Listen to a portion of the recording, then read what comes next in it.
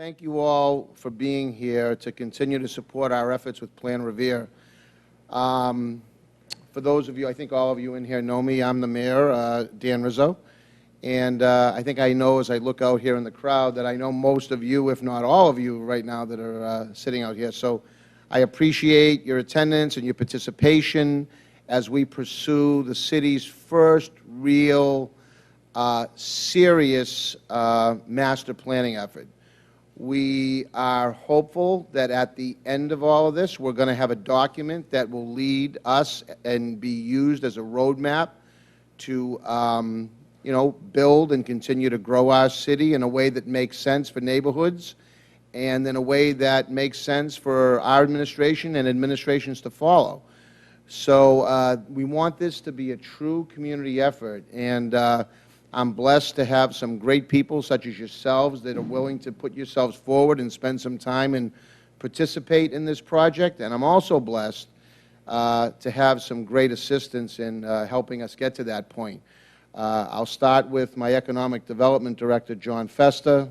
He's been doing a tremendous job since taking on that role. As some of you may know, the city didn't have an Economic Development Director in its history, really. And so the Planning Department was really, as I like to call them, one-arm paper hangers. They were just busy dealing with every type of development, any type of project that would come into the city, and it really didn't leave them a lot of time to go out and be proactive in growing our city and bringing investment in the city that we all know we need. So we're very fortunate to have had the support of the City Council to create the position of Economic Development Director, and I think we're already seeing it pay dividends. I see, Frank Stringy is here, our city planner, Paul Rupp, our economic development consultant. I see our state representative, Rosalie Vincent, that has been tremendously supportive of this.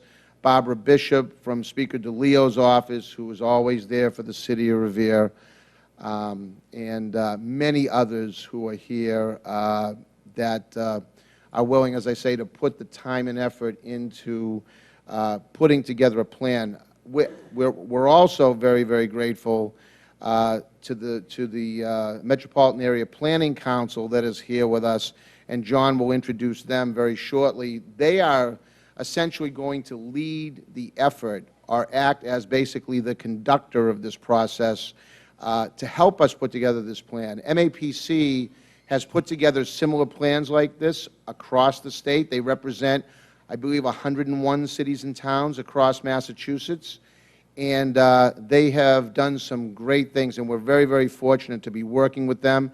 We're using some city funds to help finance this, but also we're using some significant technical assistance dollars that MAPC has put forward to help the city in its efforts. So I just want to say up front that this will be a process, and it will only be a process that's successful if we have the participation from people like yourselves that are here tonight.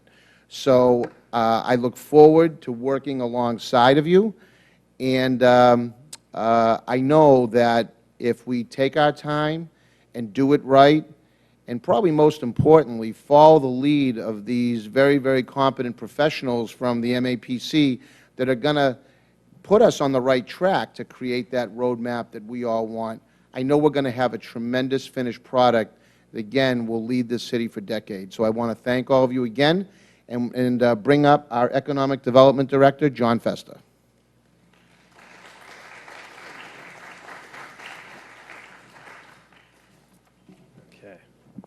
Thank you, Mr. Mayor. Appreciate it.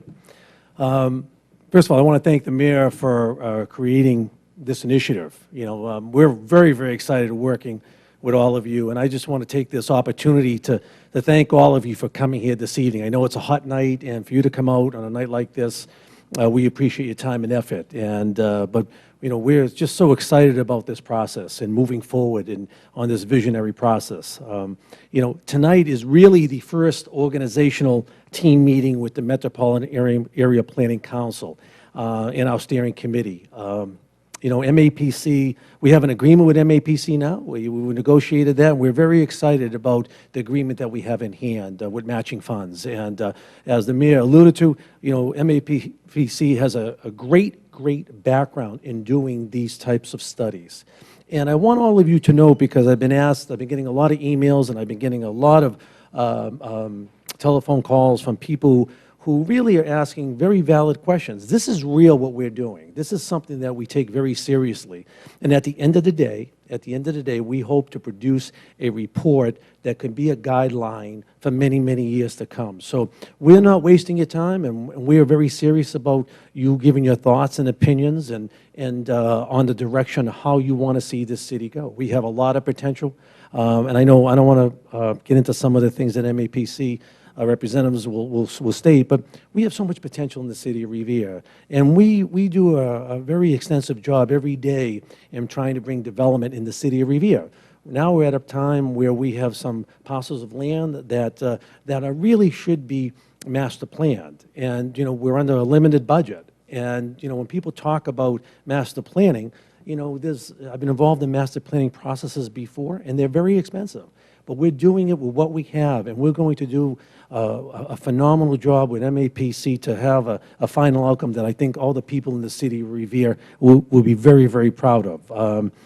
Tonight we're going to, I hope everyone receives an agenda, because we're going to be following this agenda that was set forth by MAPC. And MAPC, as I said, I keep saying, is Metropolitan Area Planning Council, for those of you who do not know that agency. As I said, they've done this on numerous occasions, and we're excited to have them on board.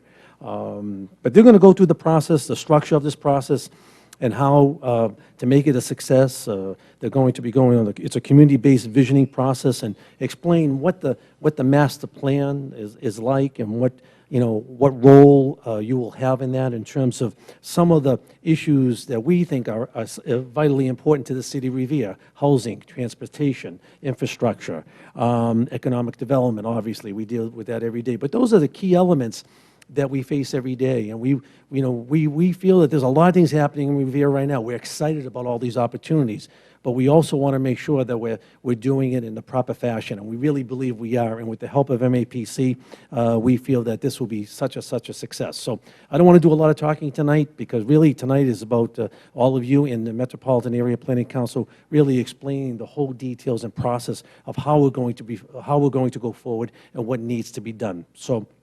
So with that, I'd like to introduce to you from Metropolitan Area Planning Council, Mark Rassicott, Ralph Wilmer, and Manisha Birchu from the Metropolitan Area Planning Council to start this very exciting process. So I'd love to have them come up and continue with the process.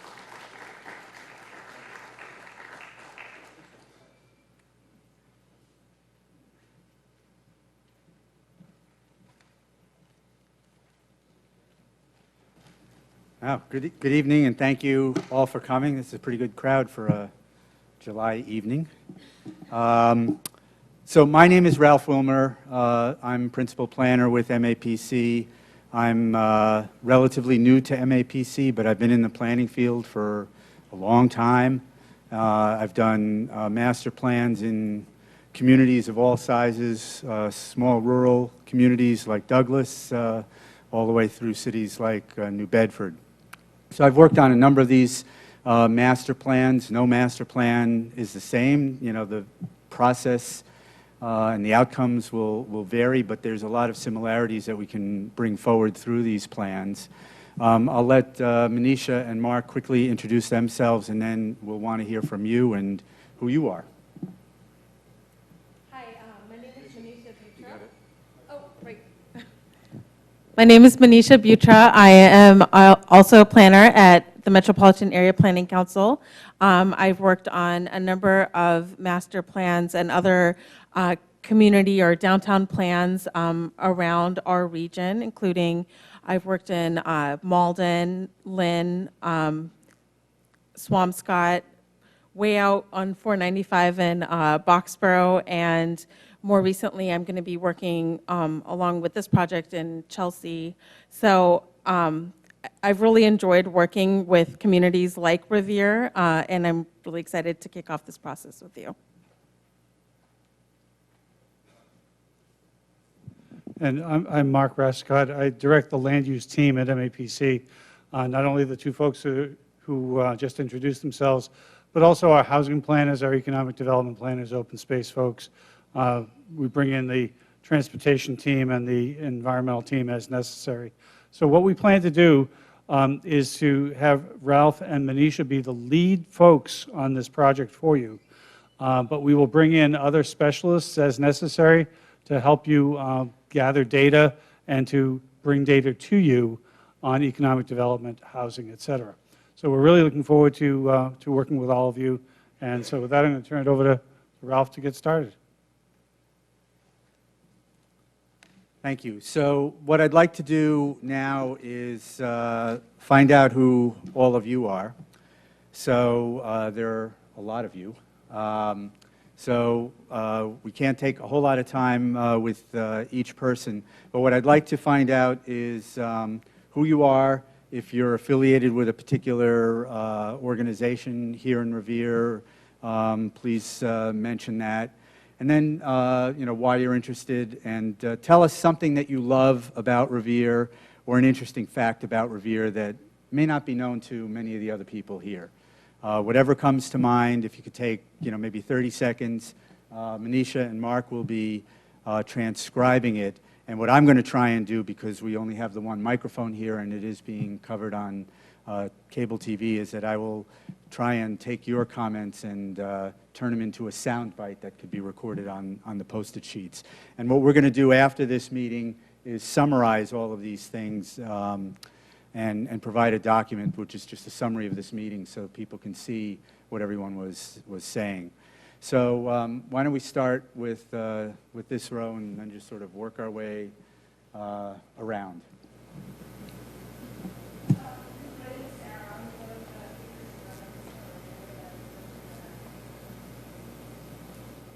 Sorry, you're... Oh. Okay, so the Revere Advocates here. Thank you for covering the meeting. My name is Chip Tuttle. I'm representing Suffolk County from Wonderland. And I love Revere's can-do attitude. Okay, Revere's can-do attitude. My name is Jeff Howell, I represent Citizens Bank. And I guess I love the diversity of the community. The diversity of the community. Next. Hello, I'm Sylvia Chino from MBA Revere Health Coalition. And what I love about Revere is its people and the passion for their community, how they come together, address issues, they reveal and they sell. Okay, the people and the passion of its, how it addresses the issues. My name is Heather White. I'm also from MGH Revere Cares. And one of the things that I love most is actually illustrated by one of our newest data points, which is that over half of the Revere community emphasizes the importance of its culture and how healthy it is. So, The emphasis on the culture, what makes Revere Revere, and how that makes sense. emphasis on culture in Revere. My name is Bob Upton. I'm the owner of RevereBeach.com. And what I love about Revere, there's so many things to mention, but I will tell you the two primary things I'd have to say I love about the city is the beach and the direction that we're going. Okay, the beach and the direction in which the city's going. Next. My name is Joan Linzillo-Hassey. I'm a resident of Revere Beach. I participated in the City of Chelsea planning and zoning and buildings for 40 years. And now that I'm retired from there, I'd love to participate in Revere, where I'm a Revere resident. I'm really excited about the direction that Revere is going. Excited about the direction of the city. David Hass is born and brought up in Revere, lived here all my life, and I'm just really interested in the city and love being back here since Okay, longtime resident. Frank Screnge, longtime city planner, director of planning and community development.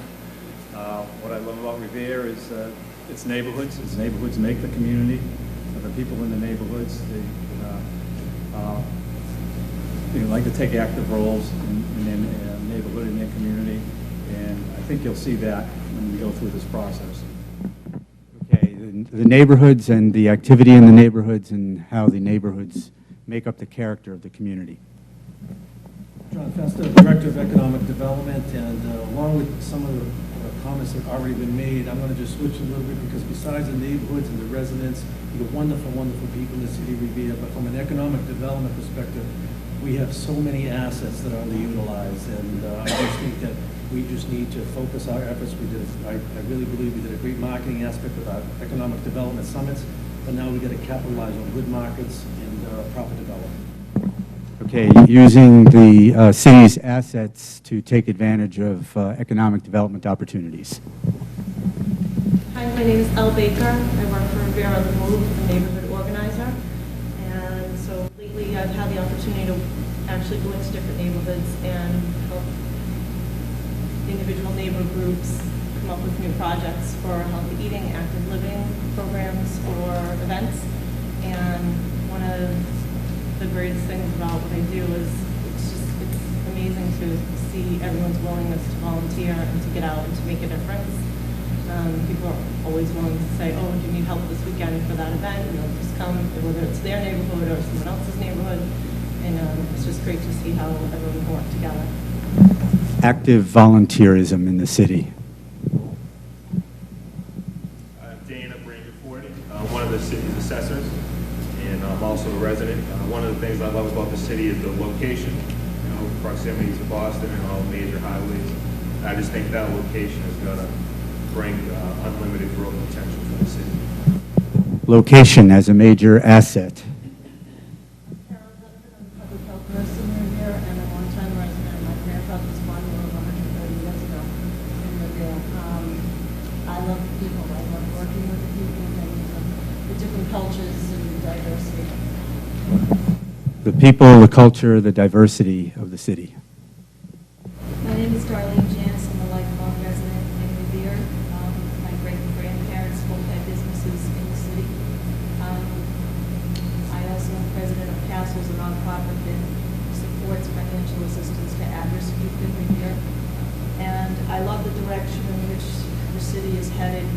I like the fact that it's futuristic in planning outward and maximizing all the wonderful assets that we have, including the beach, transportation, and naturally the people. Variety of assets and how people are taking advantage of them here in the city. I'm going to just take one quick moment because several of you have mentioned how you're longtime or lifelong residents in town. How many people have lived here all your lives? Quarter to a third. Are there any people here who have lived here for, say, 5 years or less? Okay, we have a few, and then people in between. So it's always interesting to see the diversity of people in terms of how long they've actually lived in the community. So, pick up with you. Michael Tucker, I'm the chairman for the Board of Appeals. I'm very excited that we're on the move and we're looking to get this plan in place. Revere is a city on the move. I'm a fourth-generation lifelong Revere person. I'm also the state representative for the city of Revere. There are so many things that I love about the city of Revere. Revere Beach obviously is the gem and the jewel of our city. The location, the people, and the volunteer organizations. Organizations like the Revere Beach Partnership that put on our Sand Sculpting Festival. And I too am excited about the direction in which Revere is going. So the beach, the people, the diversity, the volunteerism among the organizations. Diane Lola, the election commissioner for the city of Revere. I love Revere Beach. I love working on a project. I love working in a group environment to see a project come to fruition. I love the culture, the diversity. I love that as big as Revere is, it's still a small location and with regards to everybody knows everybody in Revere.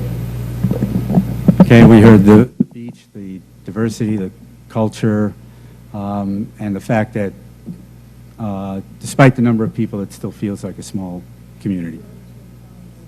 and working toward a common goal. Dan McGuire, lifelong Revere resident, 25-year letter carrier, 10-year member of the Revere School Committee. My parents and their parents were brought up in Revere. Things I love about Revere have been mentioned. Its neighborhoods, diversity, its geographical location to Boston, its beach, restaurants. And I'd just like to see it come together, and I'm very grateful that you're coming here today to bring things together for us in the community. Okay, so we heard location, beach, and restaurants, which was something that we haven't heard already. My name is Michael Falzoni. I'm the owner of John's Pizza, a 37-year family business, now going into its third generation. Proud son of Italian immigrants that came to Revere and that were offered affordable housing, and just totally in love with the direction that Revere is going, and very much love to be a part of it and move forward with it. Thank you. Affordable housing, and I forget the first thing that you mentioned. The diversity. The diversity. My name is Barbara Bishop. I work for Speaker DeLeo. And one of the things that I love about the city is the mayor, who has invited us all to participate in this process.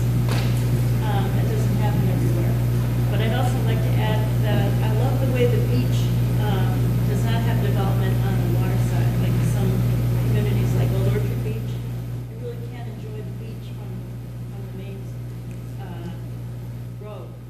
But Revere has a beautiful, vast, expansive beach that everybody can see, enjoy the view, and really enjoy the beach. Okay.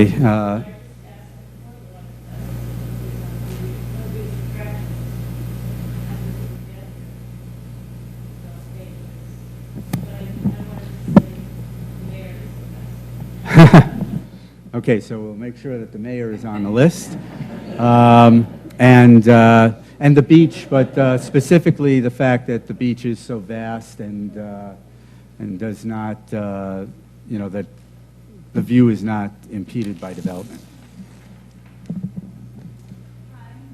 I'm a lifelong Revere resident, and I also work for the city as a manager of the community initiative and co-manager of Revere and Blue. What I love about Revere is what a lot of people have already said, our diversity, our culture, our history, our neighborhoods. I also love our resiliency. I love our youth. I love that our farmers market is now on Broadway right next to City Hall, and we have our second bike lane in Revere, now striped on Broadway. So I'm really excited about the way we're changing and making climate change. So the new ones here are resiliency, the bike lanes, the farmers market. I'm Joseph Ford. I'm like Revere in action. I love the diversity. Diversity. I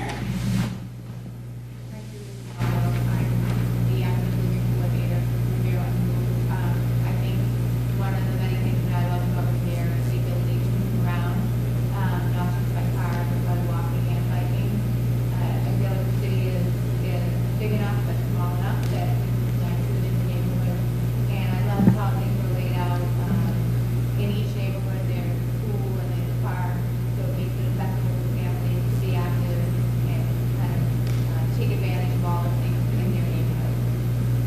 The ability to get around between neighborhoods, particularly in non-automotive ways, and the fact that the neighborhoods have their own parks and schools, easy access to those attributes. My name is Andy Laffontan. My name is John. I work for the city of Revere. I'm interested in part of Revere International. One thing I love about Revere is one thing. I love the community, and so like to see how Revere is going to change, to make it new, and to make it more, you know, like very awesome. And I would love to see how Revere is going to change more. See the community and people So the community and how it's evolving and how people are working together to make that happen. My name's Jay Myers. I grew up here. One of the many things I love, I would say, is the accessibility of the T. You get in and out of Boston very quickly. The line's really great. The train's very new. You can't really find that in any other community really that's surrounding, just how quickly and easy you can get in Boston. So the MBTA and accessibility to the city of Boston. My name is Juan. I was a lifelong resident. My grandfather sold ice in the beach 100 years ago. We let the Red Sox waiting to win the World Series. So Bob always referred to the beach as a perfect rest and what you could do with it. My grandfather talked about it. My father talked about it. My son's talking about it. I'd like to see something else. So the beach is a multi-generational asset. It's interesting, not only are a lot of you lifelong residents, but your families and families before that, multi-generational. My name is Ezra Wondo. I have been in this area since 1987. During that period, I have seen a lot of transformation, particularly when it comes to diversity. Because I know when I came here in 87, I could count the number of black people in the neighborhood, but now there's a lot of them. And also I love Revere, particularly because it's near the city, Boston, and also it has the feel of the country. Because when you drive, my office is in Rochester, so from the holy body of that place, I come down here, it's so quiet. And also I would like to see the beach area transformed into provide a lot of attraction for people and the city. So the increase in diversity over the last few decades, and again, the proximity to Boston, but the fact that Revere still has a almost country-like feel to it in places. And then just looking for ways to further the attractiveness of the beach. My name is Stella Horton-Amacia. I may be talking loud because I can't hear back here. And so forgive me if I'm talking too loud. I have been in Revere since 1986, and I've seen a lot of changes. I too like the diversity that the city has to offer, and not only the diversity, but the city has been very welcoming to everyone. And I too like the proximity to Boston and the proximity to Route 1 that could take you to a lot of interesting places, and the beach, and its access to transportation. I've worked in transportation for almost ever since I came to Revere, and I really like what I see here. And someone mentioned that the mayor is one of our assets. I agree. I think we have a mayor that's forward-thinking, and I think that's great for the city.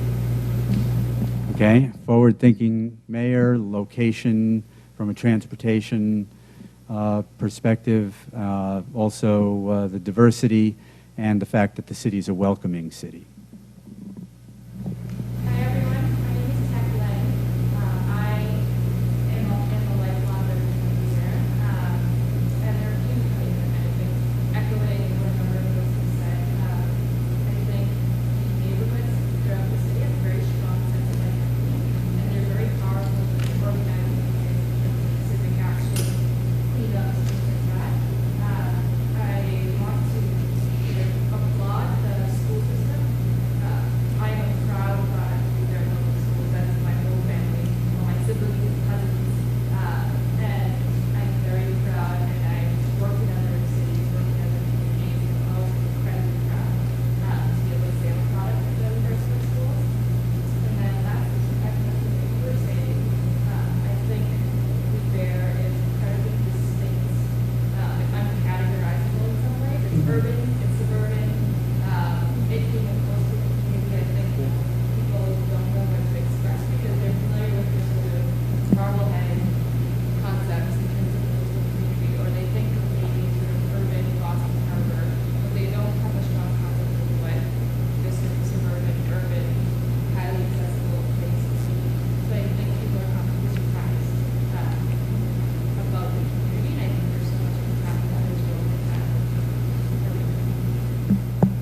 Okay, the fact that Revere can be urban, suburban, coastal, it has a number of different identities. People aren't always aware of what those are. The strength of the neighborhoods and the ability to organize within those neighborhoods various activities. And then I think you were the first person to mention schools. So my name is Melissa Walsh. I work at the Neighborhood Developers, and things I love about Revere. So I love the diversity in the people and the positivity and passion and asset focused mentality of the community. The neighborhoods, there seems to be a kind of a push towards more public art in the city, more murals in different neighborhoods, which is really exciting. And we have a great small business community, lots of amazing and diverse restaurants and shops, bakeries, floral shops. It's a really strong community. Okay, so again, diversity and a few other things that we've heard a lot about before, but the new things I think are the public art as an amenity here in the city and the strong small business community. Melissa at the Neighborhood Developers as the Neighborhood Revitalization Manager. And one of my favorite things about Revere is the people and the food.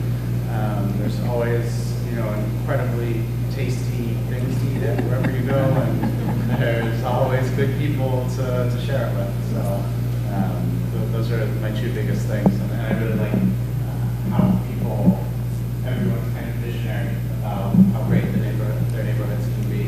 And it's really refreshing to get to work with communities that are so forward-thinking. Forward-thinking communities and tasty food that can be shared with a lot of people.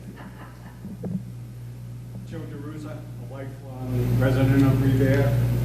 It's a place you can't leave. It's hard to leave. It has a lot of tradition. It's really a bedroom community still because of its tradition. You can go back 4 and 5 generations. There's still people here.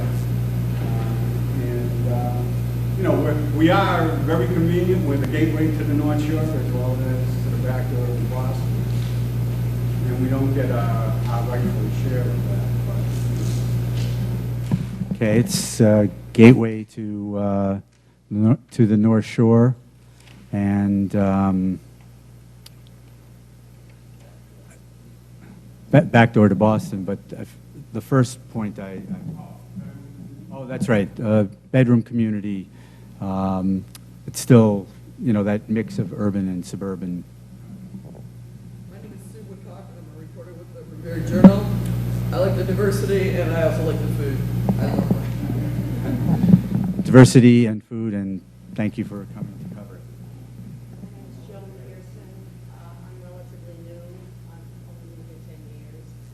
I chose this area because I still worked in Boston at the time, and it was really convenient. I live on the beach, and I have to say I'm really all about the beach. It's interesting to hear all the other things people have been saying about the city, but for me, it's the beach. I love what's been done so far. I actually started to get involved because of the traffic, so I wanted to see what was going on in terms of roads and changes or whatever, but I'm staying involved because I see a lot of good things are happening, and I think there's so much more that can be done, and it's exciting. Okay, thank you. Location and beach. Gene McKenna, Chairman of the Planning Board. You hear so much. It's location and beach. I love most of the people. But location is probably the reason why I stay, to work and this and that. But very concerned with this location because of the highways that run through the city and the good it brings and the bad. But we're going in the right direction. Okay, location, city moving in the right direction. But the location has some pluses and minuses in terms of traffic. In the development office. Revere is such a dynamic place to be. I've been with the department for over 30 years. I've seen this happen now. It's amazing. You resolve the people in the city. After experiencing the other two tornadoes, how the city came together. Amazing. Amazing. Okay, the resiliency of the people, especially given some of the recent weather events here in the city. Community Development Office, over 38 years, housing director, rehabilitation specialist, just the general direction that the city has taken in its leadership. Leadership direction in the city. Paul Ruff, I'm the development consultant to the city, and I've been engaged in the city in one way or another my entire life, and that's a long time. What I love about Revere is that it is and always has been real. I'm sorry, it has been what? Real. Oh, real. Revere doesn't pretend to be something else. It is, and it's multifaceted. And I believe we're into a transformational time where finally the city is being noticed and its untapped potential is going to be realized. So a real multifaceted city that's going through a lot of transition. Call it transformation. Transformation.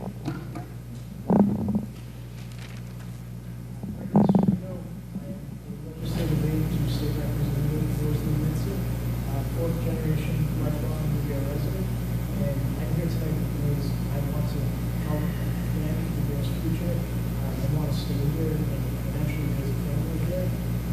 My family has been here for years, and I think what's best about our city is our location, the beach, everything pretty much that has been said tonight that makes Revere what it is. Okay, all of the above. Sure. My name is Juan Vega. I'm actually a lifelong Chelsea resident. It's a neighbor to the city. I'm actually here. I'm a former city councilor as well in Chelsea. I'm here from the state's Executive Office of Housing and Economic Development, with Jay Ash. And we're very excited about the launching of this initiative here in Revere. And I'm here to learn what you're doing and promoting that in other communities, as well as seeing how we can help the city in your efforts. Okay, thank you for participating. Joey Gupta, I'm a new homeowner in Revere, and I think what I like the most about the city is the recent bond rating improvement, which makes me very happy, and food. Sabella. Okay, food and the recent bond rating improvement. Elliot Paul, Judy's husband. Yeah, relatively new to Revere. What I like is the beach and the location. So it's, it's a city with multiple T stops. So there's a lot of Boston area cities. Location, beach, and MBTA stops. And I'm a small business owner, and I love our business community, particularly our small businesses, and the commitment that they have to the quality of life here. I'm very happy about it. Business community and the commitment to quality of life in the city. My name is Stephanie Scopa. I am the Executive Director of the Revere Chamber of Commerce. I am very proud of our business community, big and small. It seems like the big business really is involved in the community as well as the small business. So I like how our businesses really step up for their city, the big business. How businesses, big or small, step up for the city. Are there any people that might have snuck in that would like to say something? Hi, my name is Maria. I'm a community organizer here in Revere. I've been living here since I was 10 years old. And I would also like to applaud our school system. I arrived from Mexico, only knowing how to say how are you. And I am fluent in English now due to our education system. Okay, another vote for the education system. Anybody else? Good evening. My name is Fatu Fati. I'm the coordinator for Revere Community School, but also a board of director and co-founder for the only non-profit organization basically in the city that is serving the immigrant population. I'm proud of the city's diversity, our public school system, the beaches and everything that is happening. There's been a lot of changes happening in the city, and really, like everyone said, we have a mayor who is very supportive of everything that is, helping the city to be more inclusive. But I would like to see the city to be more supportive and welcoming, and also having more resources for the diverse population. Because, like Ted said, one of the issues that most of us that are working in the social justice field are facing is trying to get funding and resources to the city, and Revere is kind of not anywhere. It's like when you try to apply for funding, Revere is not part of Greater Boston area. We cannot get any funding from Greater Boston area. And I'm not sure why that is, because I think that Revere is part of, Greater Boston area, but that is an issue that we are facing. So if there is a way that can be solved, it will really help to bring a lot of resources to the city so that people, can get the support and the resources that they needed. Okay. Diversity, schools, and relating to diversity, looking for resources to help to improve the situation for immigrants in particular. Anybody else? Okay, thank you all. This was very interesting. We have some people who haven't lived here that long, some people who are lifelong residents, as well as lifelong residents who are here from multi-generational families. And it sounds like we have representatives here from a lot of different stakeholder organizations, and we'll be looking to reach out to all of you as part of the process. There was a lot of input here also from people who work for the city or represent city boards or commissions. So this is a great group of people. So I appreciate your time and your contributions. So what I wanted to do was, you may not all be aware of what it is that we're doing and what a master plan is. So I want to just take a few minutes to explain what a master plan is, what the process will be like, what the role of the committee will be, and then see if we can answer any questions that you have. So what is a master plan? A master plan is essentially a future vision and policy guidebook for the city. It can be called a blueprint, any number of terms along those lines. It's the translation of a community's values into specific actions. So we're going to sort of take a broad view of what the city's vision is and trickle down and try and come up with some specific actions, and I'll talk a little bit more about that as we go along. We'll be developing goals and strategies to look at some of those opportunities that you have mentioned in your comments and see how the city could capitalize on them, whether it's the businesses or the diversity or particular opportunity sites where some exciting development could happen, the fact that, where the city is located, the transportation options, whether it be automotive or non-automotive. These are all things that we'll be taking a look at. And we'll be developing an action plan. So we'll have a vision, goals and objectives, and then strategies and actions. So we're going to take some of that broader vision stuff and try and identify a series of actions that the city can take over. We're probably looking at a 10 to 15-year time frame for a typical master plan. So we'll be looking at 2015 through 2030, give or take a year or two. It's not a process that's going to be done overnight. This will probably take a couple of years.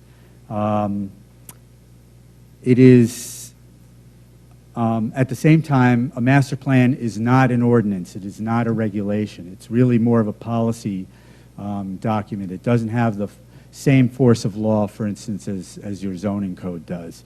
But at the same time, we'll probably be making a lot of recommendations for ways in which the zoning code should be updated to achieve some of the goals and visions that will come out of this process. We're going to be looking at existing conditions. We're going to be trying to identify future trends. We'll be analyzing it. There's a lot of data that goes into it. and we'll be spending some time looking at that data and trying to analyze it. And when we take a look at the things that we hear at the public meetings, the input that we get from the various stakeholder organizations, the information that we glean from the data collection and the analysis of that data, and take all that together, that's when we're able to start thinking about where does the city go from here and how do we get there? What's the best way for that to happen? And some of those actions will be long-range actions, either because it takes time to plan and design certain things, or because they're expensive items to implement and they're not going to be on the city, state, or federal budget right now. But there are also going to be things that can be easily implemented that can make a difference. And we'll be looking at all of those different options and detailing them in the plan itself. Specifically, we'll be looking at land use. What is the current land use mix in Revere now, and what should it look like 10 to 15 years from now? We'll be looking at housing, economic development, natural, cultural, historic resources, open space and recreation, transportation, and again, cars, transit, walking, bicycling, all of those things. Public services and facilities. And all of that will be boiled down into, there'll be one chapter specifically dealing with implementation of the plan. So that's where we'll be detailing the action items that we're recommending, what party is responsible for making that happen, whether it's a department or a commission or a board here in Revere. Is it a big ticket item in terms of cost? What funding sources might be available to make those happen? And what is the time frame for making it happen? So all of that will be described and summarized in the implementation section of the plan. The mayor mentioned that this first phase of this plan is being funded in part by the city and in part through grant money from MAPC. This is the first phase. We'll be looking to work with the city to find funding for the subsequent phases of the plan itself, and hope that within a couple of years we can finish the plan in its fully funded format. So I'll quickly describe the role of the committee, and then open it up for comments and questions and so on. So as I understand it, there are several subcommittees that have been established dealing with transportation, economic development, housing, zoning, public services and facilities. What we'd be looking to do is to work with, and you're part of that, and I think the total number of people involved in all of those subcommittees may total at least 50 people. In terms of a steering committee that we would like to work with more directly, we'd be looking to see if we can work with the city to create a steering committee that's probably in the 11 to 15 person range, so that we can have the steering committee work with us more on a day-to-day basis. The subcommittees are going to play a very important role in helping us with some of the substantive information, because first of all, you know the city much better than we do at this point. We hope to learn as much as we can from you as we go through the process. But the subcommittees can help us in their subject matter areas by giving us information about things that we should look at, people we should talk to, what are some of the key issues that you identify that should be addressed in the plan as we move forward in each of your various topic areas. And you can help us with doing some of the research, so we can give you some ideas as to some of the things that would help us in terms of pulling the plan together. So for instance, the committee dealing with public facilities, maybe you want to interview some of the department heads here and find out more specifically what their needs are in terms of new and expanded facilities, where some deficiencies exist that need to be addressed, whether it's on a staffing level or on a building level, things along those lines. So we want to work with the subcommittees to figure out ways that we can take advantage of the knowledge that you have and the expertise that you have so that we can work to identify the key issues and figure out ways that we can address those issues and maybe come up with some strategies and actions to specifically address them.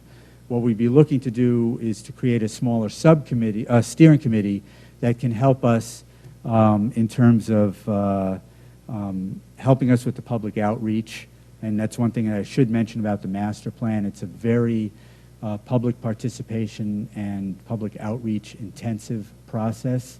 We're not only going to deal with members of the steering committee. We want to talk to some of the groups that you represent. We'll be having a variety of public meetings, the first of which we hope to have scheduled toward the end of September, and that'll be the broad-based visioning session, where we'll be introducing a larger audience to the master plan and the master planning process. We want to work with participants at that meeting to help to identify the vision and the goals for this planning process as it moves forward. But we'd be working with the steering committee to help identify what our strategy should be, who we should talk to, working out the details for each of our public meetings, because we will have other public meetings as we move forward, and some of those public meetings may be on specific topic areas. So we may have a forum that's specific to the housing issue or the economic development issue, things along those lines. And those are the things that we want to work out with the steering committee. But the steering committee and all of the subcommittees will also help to review some of the draft materials that we put together. As we move forward with the process, we'll be providing drafts of the plan, and we're going to want to get some feedback from all of you on the plan and things that you think should be addressed, or different issues that you may want to have covered in the plan that we might have missed. So the steering committee and its subcommittees are going to play a variety of roles, and we'll work with the city in terms of how those meetings are organized. They all, you're all part of a public body, so following public meeting and open meeting rules are going to be very important. We're going to want to work with the committee to help us with some of the nitty-gritty details in terms of the outreach and where we're going to hold all these meetings and how we reach out to all of these different organizations. So, we'll be working with the city to try and nail down the specifics about how all of you will be organized as we move forward with the process over the next few months.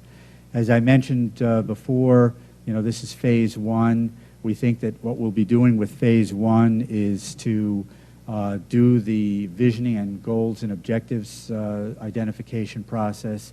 So that'll be one big public meeting, and then work with the steering committee to try and at least get a draft set of goals and objectives for the plan. And then we think that we'll next work on preparing the land use chapter for the plan. And when we talk about land use, we're going to want to look at what is the land use patterns and history here in Revere at the moment, where should growth occur, what areas are ripe for development, what kind of development, what is the density of the development, are we talking about mixed use, are we talking about residential, where is it appropriate to have certain types of commercial development, how do we take advantage of all the things that you've been talking about in terms of access to transportation, and how does that work not only in terms of how Revere itself functions as a community, but how it functions as a gateway to Boston, whether it's front door or back door, and to other communities in the North Shore. So thinking about Revere as a regional asset, given the transportation access that you have, you're really a regional asset as well. So we want to explore those kinds of things, and that's another topic that would be addressed in the land use chapter. And as the plan itself evolves into the next phases, we'll be looking at those other issues in more detail, housing, economic development, open space, and transportation, things along those lines, and how do they connect with the land use issue. None of these things is really dealt with in a vacuum. They're all interconnected in some way or another, and we hope that the plan will illustrate that. The plan itself will have a lot of maps. We're really good at making maps at MAPC, so we want to show, we don't want this to be a text and data heavy plan, so we'll be looking for ways to incorporate a lot of maps and graphics to help illustrate some of the things that we're talking about. And we invite you to, share some of your photos and things along those lines. We'd love to have photos that we might be able to incorporate in the plan to show some of the things that you were talking about here in photographic form that we can include in the plan as well. So with that, I don't know if either one of you want to add something, but if not, we can entertain any comments or questions that you have. And I guess we can do it a couple of ways. We can either have you raise your question or comment if it's a fairly short one, and then I'll repeat it for the benefit of the cable TV audience, or it might also be easier if you come up and speak into the mic directly. So, okay. Okay. Is there a way that kind of the process that you just shared could be shared via email with us so that we can have that just to review and make sure that we got everything? Yeah, so the question was regarding the acoustics in the room, and this could be an issue in other places. We'll be working on trying to figure out the best places to meet here as a group, with all the subcommittees and committees, but we'll also be looking at ways in which places where we would want to have the larger public meetings, which probably wouldn't happen here because we need breakout rooms and so on and so forth. But that's a good reminder. If people have not filled out the sign-in sheet, one of the things that we asked you for was email address. We will be communicating with all of you on a regular basis. Email is probably the easiest. If for some reason any of you prefer not to have email, just let us know. But what we'll be doing, it would be several things in terms of communicating with you. For this meeting, we'll be summarizing all of these notes that have been prepared so we can provide a summary along those lines. But also there'll be meeting summaries for the future meetings as well. That's also part of our obligations under public records and open meeting laws, so that everyone sort of knows what's going on. While it would be great if all of you could attend every single meeting, I know that's not a realistic expectation, so providing those summary notes to the whole audience would be beneficial for the people who can't make a particular meeting. I just wanted to add one other thing along those lines, because that's a very valid point. Not only are we going to do it through email, what we're going to also do is we're going to make sure that we update our economic development website with the notes that we have from these meetings. So if someone cannot attend, they'll be able to see, exactly what was accomplished, where we're going, how we're heading there, and that they can be a part of it if they can't physically be here as well. So as soon as we get to a certain point of a collection of data or the process, then we're also going to update it on our website as well. Okay. And we can post some of the documents and presentations that we provide as well for posting on the website. Will there be someone from each of these subcommittees on the steering committee, so that every subcommittee will have their representation during the steering committee process? The question was whether or not there would be representatives of each of the subcommittee on the steering committee itself, so that just to improve the lines of communication. While we haven't specifically set up and discussed the steering committee, that is one of the things that I would recommend, because I think that it works both ways, so that the subcommittees know what the steering committee is doing and they can report back and forth. So I think that is a recommendation that would make sense.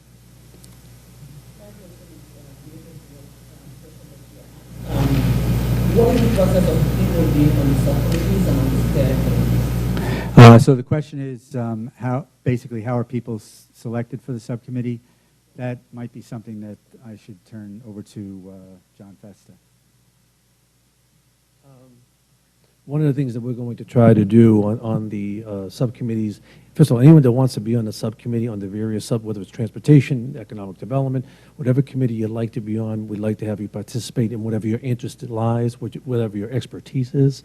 And on the steering committee itself, we do want a cross-section. We want to make sure, in the steering committee, we have to make it a little bit smaller to make it productive so that we can move this along faster. But we want to make sure that it's across the board. That on the question that you just stated, we want to make sure that that we have representation from all. So what we'll do, quite honestly, is we'll take a look and make sure that when we have the subcommittees, we'll we'll ask the people who would want to participate, because some people may not have the time to do so, because it's going to be on the steering committee a series of meetings. So you're going to need some time available to be able to do so. So we want to get the dynamics of what people's time efforts would be, and then we want to make it an open process. So it's not like it's going to be hidden and we're going to just choose. We'll have a meeting and then we'll choose the steering committee based upon the knowledge that we get back and the feedback that we get back from the individuals. Correct. No. Absolutely. Like what we did is anyone that's really wants to be on a subcommittee pertaining to whatever various issue it is, all they have to do is just email me or let me know, and we will make sure that you're on the list. And then when we send out emails in terms of the next meeting, the agenda, whatever meeting we have pertaining to like housing or economic development, we'll make sure that whenever that meeting is, you'll be notified where and when and be a part of it. So really, basically, all you have to do is just show interest, whether you sign up here, whether you email me, or whether you call me, you'll get listed on the subcommittee, and I'll slot you into the subcommittee that you deem necessary. So do you have the responsibilities of these subcommittees on your website so that people will know what will be their role? Yes. Yes, we're going to have on the website what the goals and objectives are and what the expertises are in those particular websites. Yes. Okay, you're welcome. Any other comments or questions? If not, it looks like we're ending just around when we plan to. I want to thank you all for coming. I appreciate your interest. This is a great crowd. Appreciate the representation from our State House colleagues and the press coverage. And I'll turn it over to John for some final words. I just want to say one last thing. I want to just thank all of you for coming tonight. I know it's a hot evening and to take the time and effort to be here, but we're really excited to have you here. We're really excited to move this process along, and I really, really thank, on behalf of Mayor Rizzo and the administration, we want to thank you very, very much. Okay, we'll be in touch very soon. Thank you.